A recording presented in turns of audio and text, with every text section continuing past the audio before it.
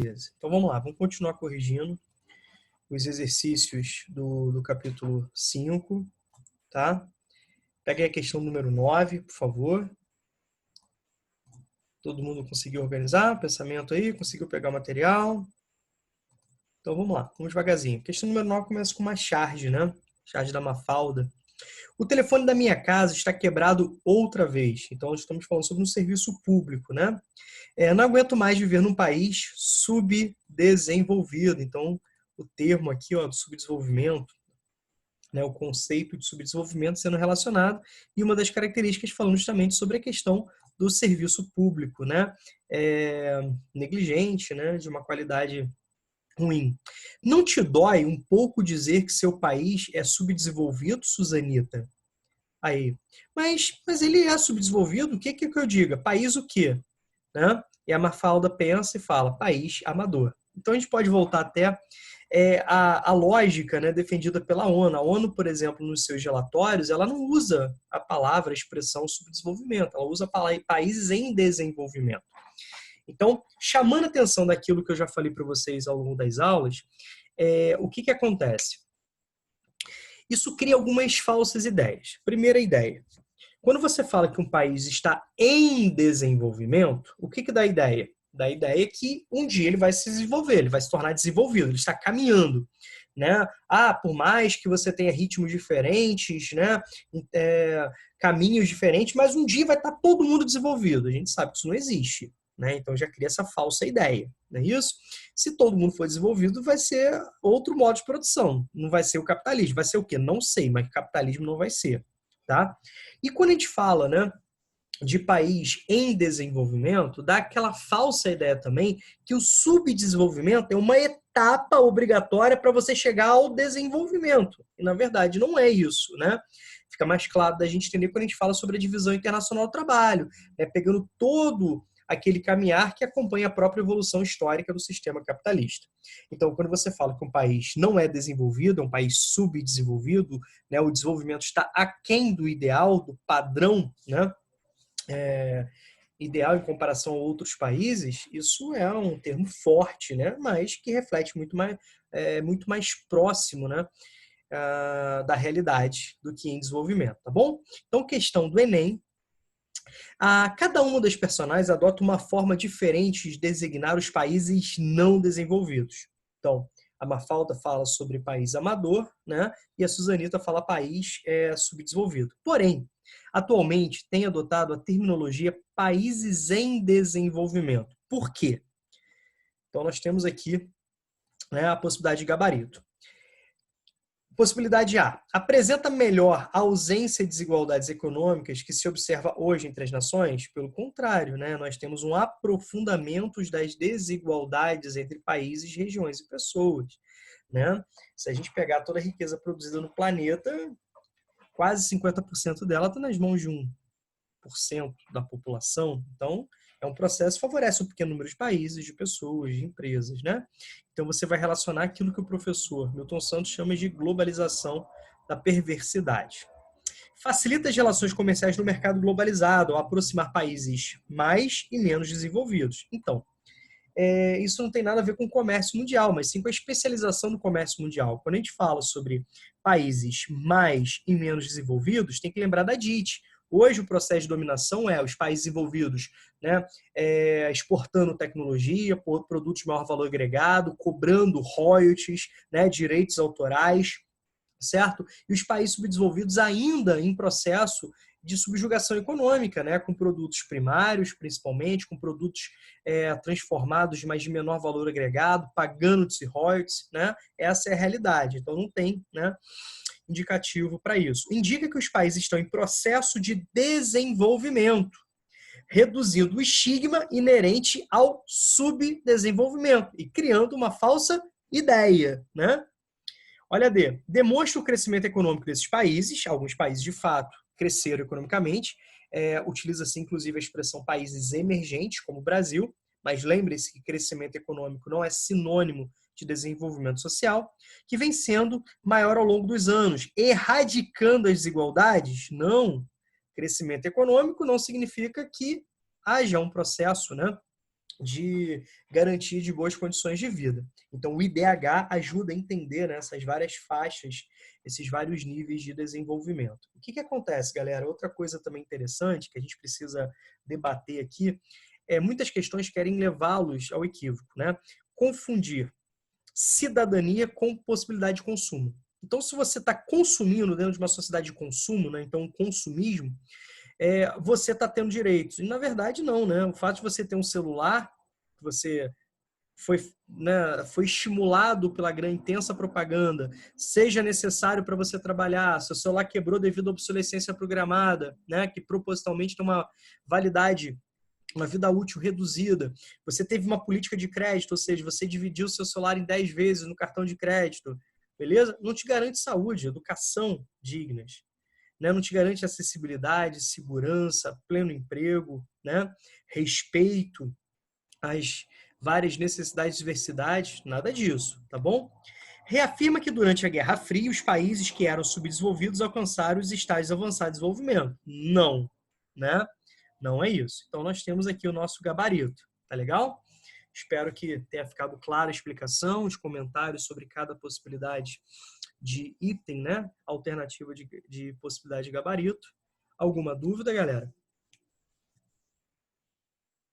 Não? Então vamos seguir aqui.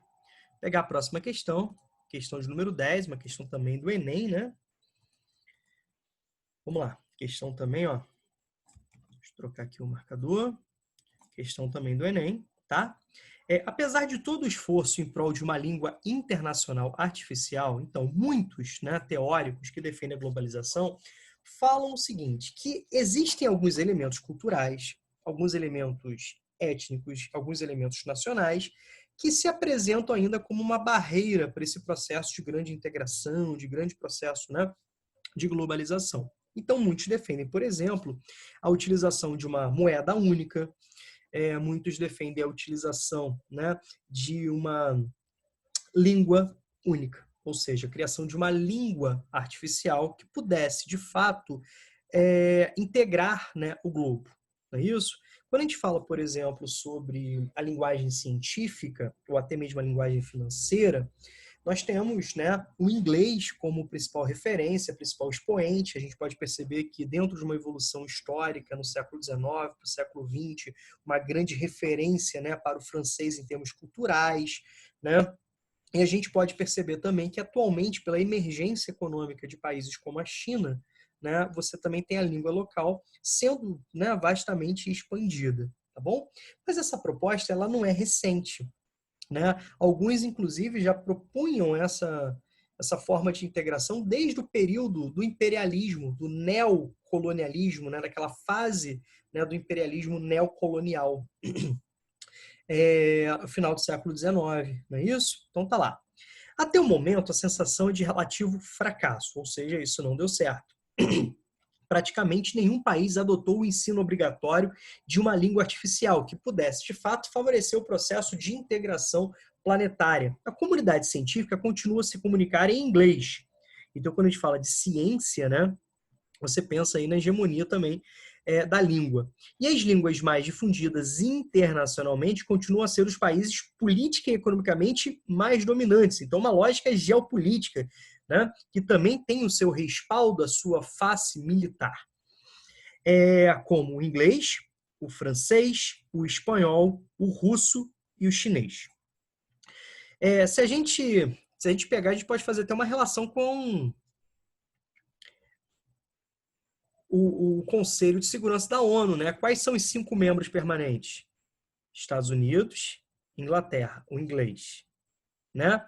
França, o francês, Rússia e China, cada um com a sua língua. E o espanhol tem, né, uma grande difusão a partir de um entendimento da própria evolução do colonialismo, né? A gente pode perceber o espanhol, né, sendo praticado em grande parte, né, dos países da América Latina, por exemplo, né? Inclusive tendo, né, continuidade de feições de grande influência cultural, tá bom? Nem mesmo organismos supranacionais como a ONU e a União Europeia, onde reina a Babel de línguas, né, uma Babel de línguas, se mostraram até agora inclinados a adotar uma língua artificial, tá bom? Então vamos lá. O Esperanto, que é uma dessas propostas de língua artificial que pudesse integrar o planeta, ele foi proposto, olha só, no século XIX. É a língua artificial mais difundida atualmente, mais falada atualmente. Entretanto, como o texto sugere, o desequilíbrio atual de poder entre os países impõe. Ó, quando você fala sobre os países, vou até trocar de cor aqui, os países política e economicamente mais dominantes. Tudo bem? Tem uma grande influência, inclusive, em termos, né, linguísticos. Então, vamos lá. Vamos pegando aqui. A gente já interpretou o texto, já viu o que trata o comando. Tá lá. Entretanto, como sugere o texto, o desequilíbrio atual. Então, o desequilíbrio em termos, né, de poder político e econômico, de poder entre os países, impõe a busca de uma nova língua global, a recuperação das línguas mortas, a adoção de uma língua unificada, a valorização de línguas nacionais, a supremacia de algumas línguas naturais, né? Certo? Aqui, gente, vocês podem ser levados a ser confundidos através de alguns aspectos, né? Então, pô, de cara você já elimina aqui a B, de cara você já elimina, né, uma língua, né, unificada, que fala justamente o texto, ou seja, não há essa tentativa de criar uma língua, né, que pudesse unificar os países, beleza? Supremacia de algumas línguas naturais, valorização de línguas nacionais. Então, por exemplo, o nacionalismo, cadê os países orientais? Cadê as línguas, né? As várias línguas africanas, né? Os vários dialetos locais, cadê isso, né?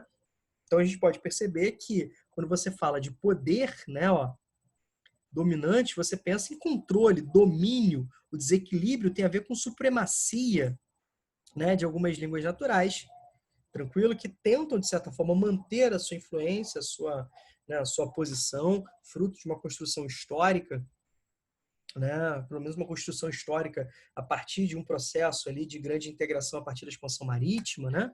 Então nós temos essa lógica, mas talvez aqui você tenha ficado, né, em dúvida, porque você vai relacionar a questão do nacionalismo, né? Mas a questão que o texto está sugerindo é justamente o domínio econômico, o domínio político, a supremacia de algumas línguas, tá? Certo? Espero que vocês tenham entendido aí a possível pegadinha, tá?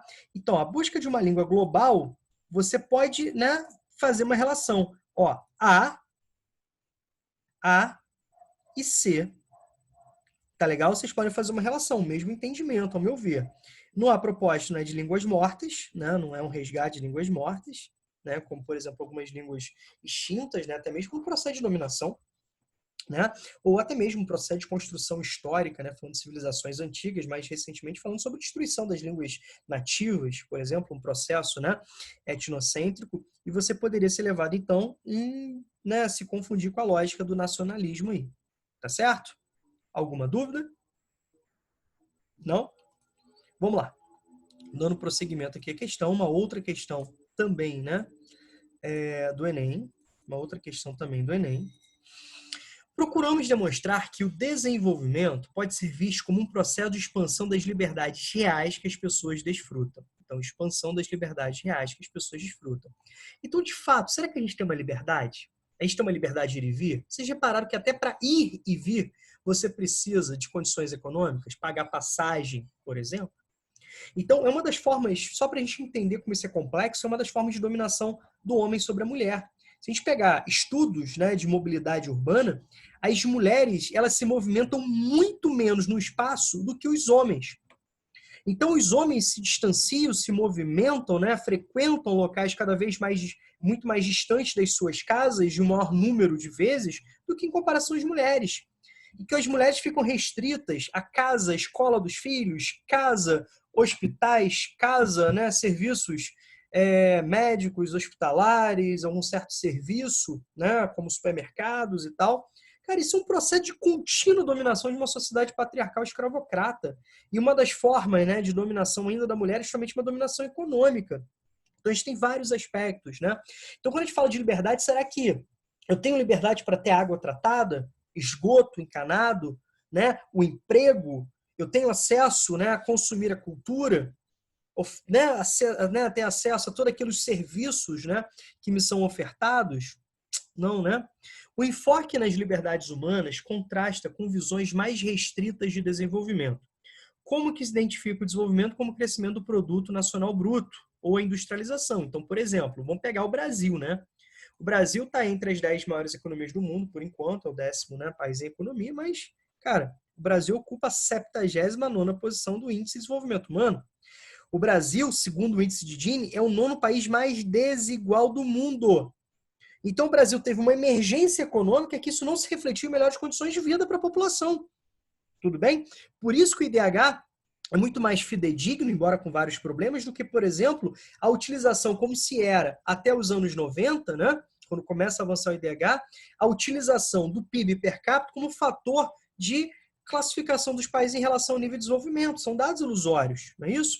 O crescimento do produto nacional bruto, né, pode ser muito importante como meio de expandir as liberdades, ou seja, crescimento econômico significa maior oferta de serviços, maior infraestrutura e maior possibilidade, né? Mas isso não é garantia total. Mas as liberdades dependem também de outros determinantes, como os serviços de educação, saúde e direitos civis.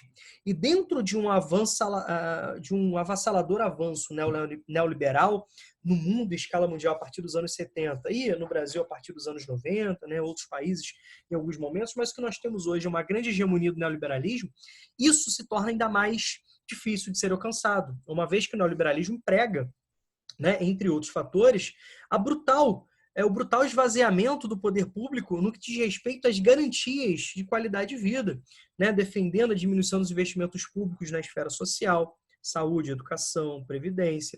Olha as recentes, né, reformas no Brasil, reforma trabalhista, reforma da Previdência, né, o teto de congelamento dos gastos públicos, o da saúde e da educação no governo Temer ainda, no recente governo Temer. Estão percebendo isso? Então, o neoliberalismo piora ainda mais essas condições, essa busca, né, por uma certa melhoria das condições de vida. Então, muitas questões tentam relacionar a orientação política econômica, a doutrina política econômica, também com essa dificuldade de avançar em relação à lógica, né, do desenvolvimento. A concepção de desenvolvimento proposta no texto fundamenta-se no vínculo em. Então, de novo, galera, olha só, a gente precisa entender que tem que estar com base na interpretação do texto. Como assim? Você pode ter afirmativas corretas, mas se não tiver dentro daquilo que o texto está apresentando, que necessita que você interprete, pode ser uma pegadinha de prova, você pode ser levado ao erro. Então você tem lá, incremento da indústria e atuação no mercado financeiro, isso não é garantia. O Brasil, por exemplo, foi recentemente, né, o terceiro país de maior atração, época das Olimpíadas, da Copa do Mundo, né, o terceiro país de maior atração de investimentos, né, externos diretos, e também um dos grandes, né,